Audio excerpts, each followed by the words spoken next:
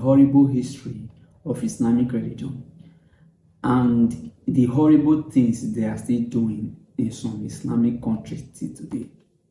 I saw a video of a woman that narrated the history of Islam in a few minutes, and most of the things she said in that video are things that I already know about Islam.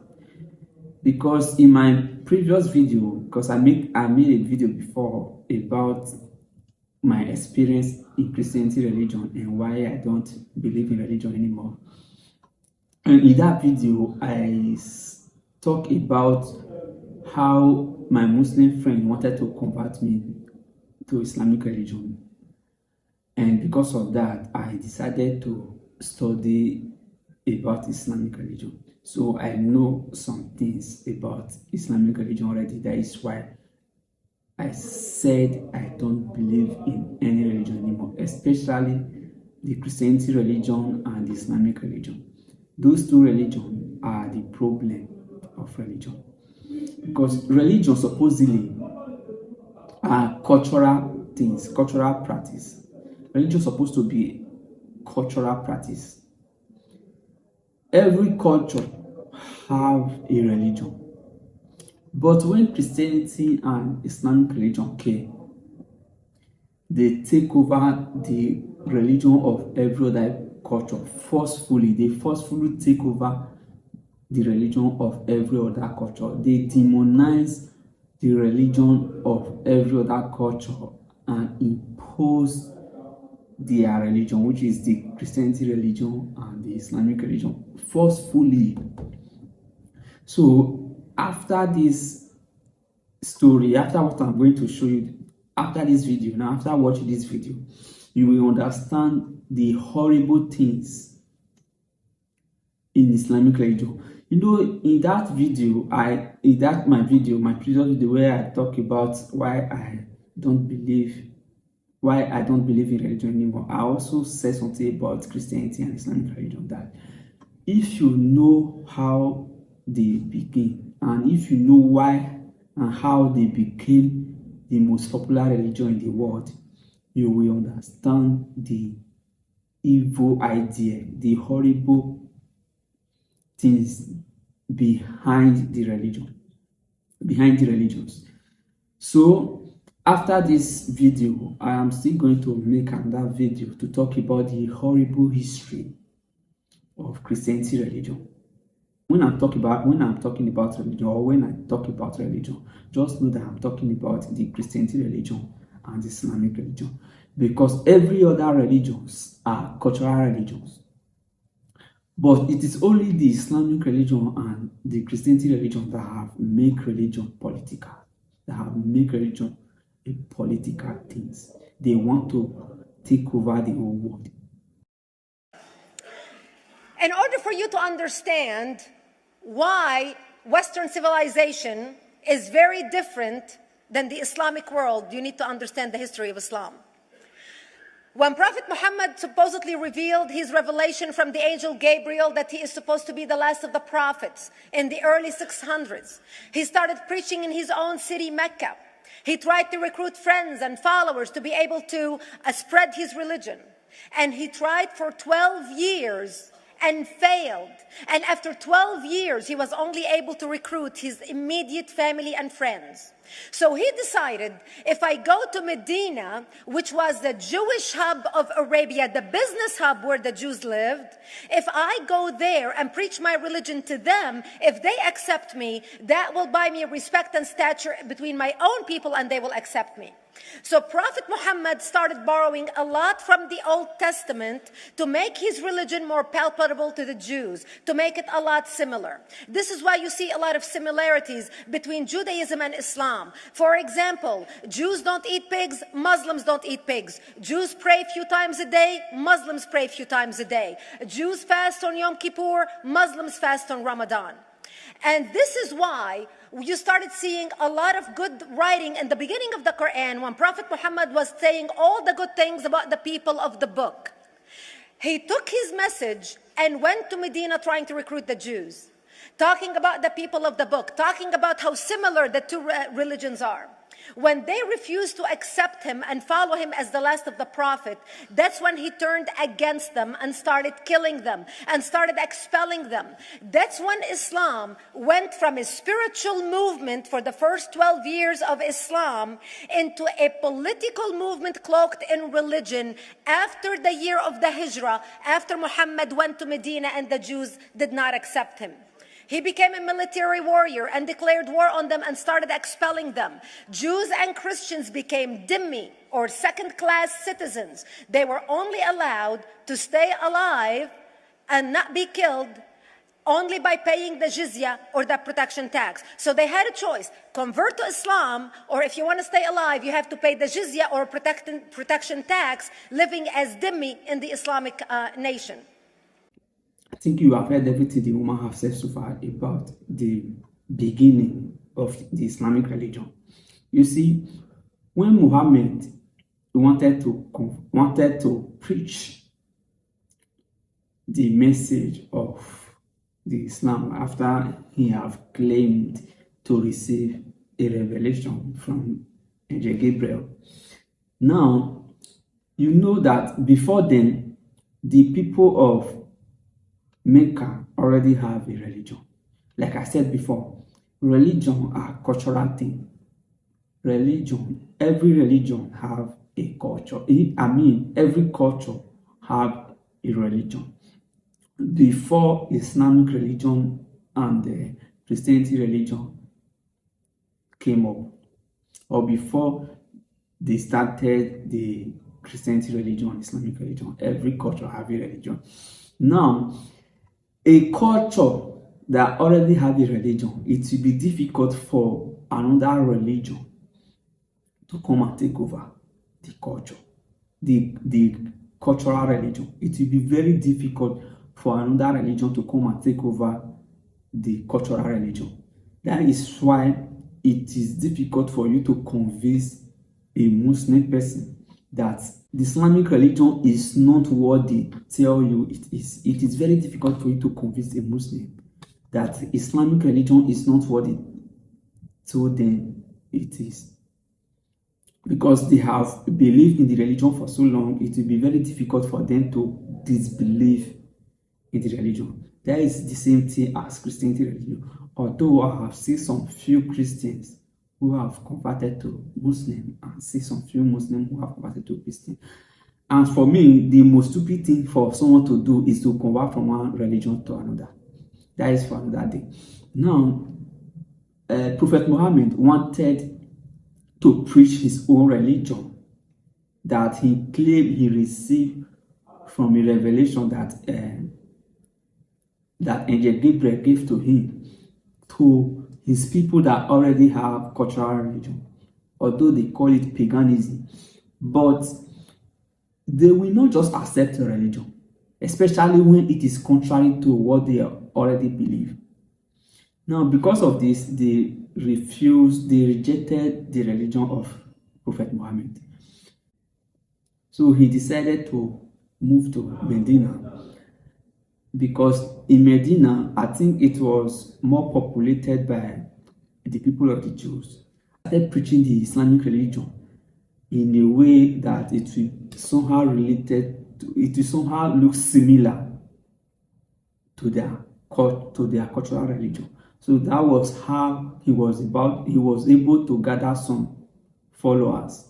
Now, when he was able to gather enough followers to build an army, then he started killing people who don't want to believe in religion. He started using force and forcing the religion on them. That was how he took over Medina. And he wrote a letter to the people of Mecca, giving them four monks to give up their religion and accept his own religion, or else he will kill them. I think some Muslims already know those things, or some of them don't really know, because they only believe what their imam said to them. They don't really know what is actually in the Quran, because especially in Africa, in Nigeria or in Africa, most of the Muslims don't even understand Arabic. I was listening to all these, just checking your references you giving against my Quran. Either you are a filthy fat liar, or all the imams since I was a child have been lying to me. Because Islam, I was taught Surah Baqarah ayat 256 says, La ikraha fi din. There is no compulsion in religion. Okay. And then another surah, for instance, says Surah Kafirun ayat 6 means your religion is yours, mine is mine. And it's meant to be a peaceful religion, but you are just throwing too many things. I can't even, search for it. Okay. Where'd you get these things from? It's in my head, my friend. I'm a walking library. Let us go one by one. You said Islam means peace, correct? Yes. All right. Well, isn't it the Quran in chapter 9, verse number 29, order the Muslims to fight and to kill all the Christians, either they pay the jizya and they convert, or they die? If it's in the time of war, I wouldn't worry about it. Hold on, my friend. But hold on. It's not. Okay, and yes, in the time of war, but the Christian did not wage war on you. It's you waging war. Read with me carefully. This is your Quran, and I can open for you any translation you wish. Which translation you like most? Whatever you want. This is Ibn Kathir. You see, it says Ibn Kathir. You see my screen? All right. This is Ibn Kathir, and let me zoom out so you can see better and read better. Fight those who believe not in Allah. Let us go to verse number 9, because this is many. Here he's explaining وَهُمْ صَاغِرُونَ, etc. You speak Arabic, I'm assuming, do you? Yes. Okay, that's wonderful, and then we can even read in Arabic. But let us go in our English now. Fight against those who believe not in Allah, nor the last days, nor what is forbidden, which is forbidden by Allah and His Messenger, and those who acknowledge not the religion of the truth from the people of the scriptures. Okay, why he want to fight them? Because they don't acknowledge the following things: the last day of Islam, what is forbidden by Islam, and the messenger of Islam. Do I agree? Okay, so what is the reason to kill them? Because they don't acknowledge, and I think the verses are clear. Now let's read Ibn Kathir. Until they pay the jizya with willing and submission and feel themselves subdued. And read carefully. Ibn Kathir now is making his commentary. Subdued. Where does it say that? Here we go. This is what the Quran is saying. You speak Arabic, right? It says Saghirun. Saghirun. Saghirun means subdued, humiliated. Okay. Therefore, this is Ibn Kathir talking now, not the Quran. Therefore, when people of the scriptures disbelieved in Muhammad, and they had no beneficial faith in any messenger or what the messenger brought, rather they follow their religion, because this is confirmed with their ideas, lost, and the ways of their forefather, not because they are Allah law religion. They had been true believers in their religion, that faith would have directed them to believe in Muhammad. So because they are not to believe in Muhammad, obviously they are liars, correct? And then he says, because all the people gave the good news to Muhammad, etc., blah blah blah blah, they believe in Muhammad. And look here what he said.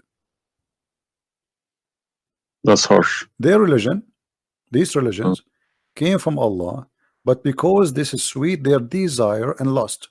Therefore, their claimed faith is earlier.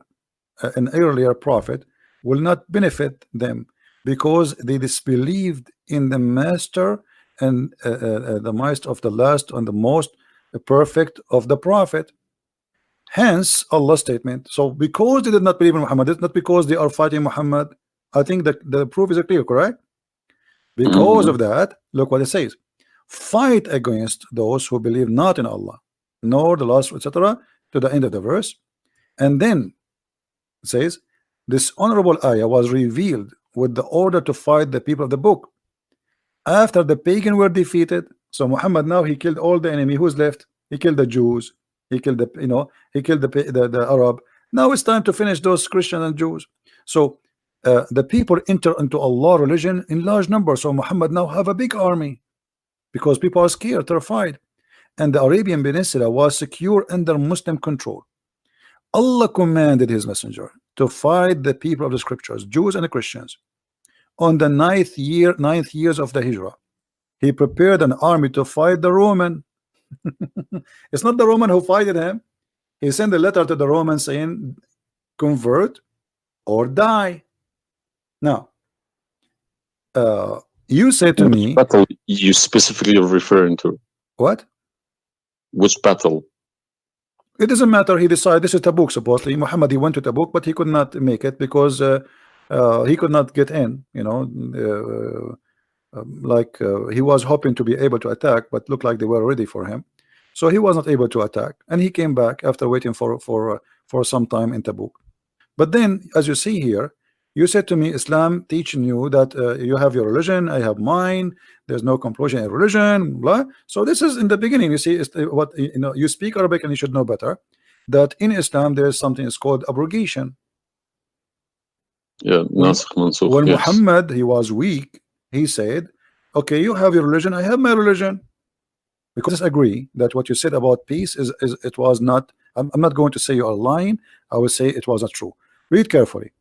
Here it says, the Messenger of Allah marched heading toward Asham to fight the Roman until he reached Tabuk, where he set a camp, etc. for etc. So he could not, you know, he could not do it. He came back, and the condition until they pay the jizya. If they do not choose to embrace Islam, so why we have to pay jizya? Because die or pay. And with willing submission in Well, defeat. everybody's paying jizya. What's wrong with that? No, you live in America. no, you pay taxes. no. This is our land. How we pay land? Our the American occupy Iraq. They will force them to pay jizya because the American occupy them to protect them from the American. That's what your prophet is saying. And look what he says. It says in the verse, and feel themselves subdued, disgraced, humiliated, like etc. Therefore, the Muslims are not allowed to honor the people of the Dhimma or elevate them above the Muslims, for they are miserable, disgraced, humiliated. Muslim reported that Abu Huraira, Allah the Prophet said, don't initiate salam to the Jews and the Christians, and if you meet any of them in the road, force them to the narrowest alley, which means the sewage. This is why the leader of the faithful, Umar ibn Khattab, may Allah pleased with him, demand his well-known conditions to be met by the Christians. These conditions that ensured their continued humiliation, disgrace, etc. Do you see it? So you are saying to me that Islam says you have your religion, I have mine. Those people, they have no guilt except they are Christians, and now you want to humiliate them because they refuse Islam. This is their crime. That's not what I was taught. But I'm showing you the proof, and you are the one who asked me to read the Kathir. So obviously Islam is not what some Muslims they think. You're a Muslim, but you've been taught that the Prophet says you have my religion, you have yours. This is when he was weak, it's abrogated. Now we prove to you that the first thing you said to us about Islam, give a freedom of choice, that is a big fat lie they told you. Even the Prophet of Islam, he says, I've been ordered to fight all mankind until they say there's no God but Allah and no prophet but Muhammad. And if they do so, only if they do so, I will stop killing them and shedding their blood. Now you understand this from the Quran. This is what Islamic religion is all about. Anytime they are being nice to you is because they are not in charge. That is why they are nice in Europe, they are nice in the West. But in the Islamic country, you don't do anyhow in their country. They are horrible. They do horrible things to a non-Muslim in Islamic country. They are violent. You see, when I talk about religion, when I say I hate religion, the major reason why I hate Islam is because of this violence. That is my major reason why I hate Islam. And the major reason why I hate Christianity religion is because of the lie, manipulations. Christians and Jews could not ring church bells. Jews could not blow the shofar. Christians could not ring church bells. They could not pray publicly. Christians and Jews could not gather together and build new churches or new temples. And the way they paid the jizya or the protection tax was in a monthly ceremony where they would get together downtown and the Jew would kneel on his knee and hand his goods to the mullah, who would take the goods as the price for buying the protection. And in many areas, Jews and Christians were given necklaces to wear as a receipt that they paid their jizya or their protection tax. Jews considered najis under Islam. Najis is bodily fluid. Najis is garbage. Najis is dogs. Najis is dirty. So Christians and Jews were treated as second-class citizens. Islam continued to grow. As Islam grew, more people became dhimmi or second-class citizens. Jews and Christians were given identifiable clothing. The yellow star, which was given to the Jews that most people think is a German invention. It was actually an Islamic invention in the 9th century in Iraq by the second Khalif al-Mutawakkil of Iraq, who invented the yellow star for the Jews to be identified as they walked down the street. Because Jews were considered najis, if a Muslim man or a Jew walked on the same side of the street, the Jew had to cross the other side so the Muslim man can walk, so he's not dirtied by the filth of the Jew. Christians were given the zunnar, the belt, which most of you men are wearing right now. That was an Islamic invention for the Christians. Islam continued to grow. They went all the way to Jerusalem. They conquered Jerusalem. Christians couldn't ring their church bells in Jerusalem. The Pope in Rome in 1090 told the Christians, how could you sit idly by and allow your brethren to suffer like this in the Holy Land? You need to go liberate the Christians. You need to go help the Christians. That's why the Crusaders were launched. Now you understand what she just said again, that the Pope in Rome decided to launch an army of Crusader. The Crusader is an army to go and help the Christians in other parts, in other regions, because of what Prophet Muhammad and his army was doing to them. And I think before now, he have already tried to attack Islam. I think before now, Prophet Muhammad have already tried to attack Rome and he could not penetrate Rome. Now Rome, because Rome was very powerful at that time, so Rome now the bishop, the Pope of the Rome, or the leader of the Rome, which is the Pope, decided to send his own army to go and help the Christians in other regions, to go and save them from the Islamic religion, to what the Muslims are doing to the other people. So this was the war that have happened. This is our history. This is the war that have happened between the Christianity religion and Islamic religion. And you should know, before Christianity religion and Islamic religion started, there have been other religions. In fact, I think Christianity religion is number 6 religion in the world. That means there have been 1 to 6 religions before Christianity religion started. And in history, those religions never had any war between one religion to another, between one religion and the other, because religion was a cultural thing. Every culture have their religion and practice their religion. They don't force their religion to another culture. They don't take their religion out of their culture, because this is what religion is supposed to be, cultural practice. But when Christianity religion and Islamic religion came, they make it a political thing and they started forcing it on people of other cultures. This is what Prophet Muhammad is doing. This is what Prophet Muhammad did. This is how Christianity, Islamic religion became popular in the world. This is how Christianity religion became popular. After this video, I'm still going to make a video about the history, the horrible history of Christianity religion. You will see that Christianity religion and Islamic religion are not different.